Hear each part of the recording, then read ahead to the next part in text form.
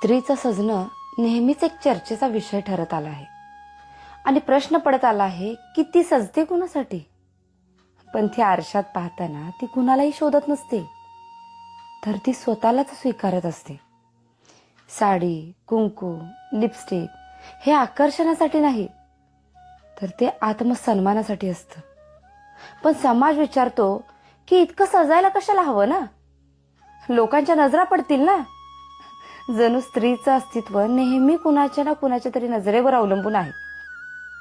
खरं सांगू, सजणं म्हणजे दिखावा नाही, तर तो स्वतःशीच साधलेला संवाद आहे. आज मी आनंदात आहे, आज मला मी आवडते आहे. आणि हो, आज पुरुषही सजतातच की. Creams, facial, spa, perfumes, hairstyle, पण ते मात्र ग्रूमिंग मानलं जातं, करिअरचा भाग मानला जातो.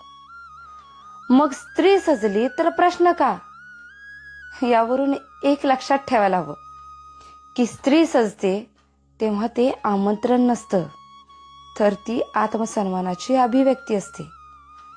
असभ्यपणा सजण्यात नसतो, तर तो वर्तनात असतो. म्हणून ती सजत राहील, सुंदर दिसत राहील, पण ते फक्त आणि फक्त स्वतःसाठी.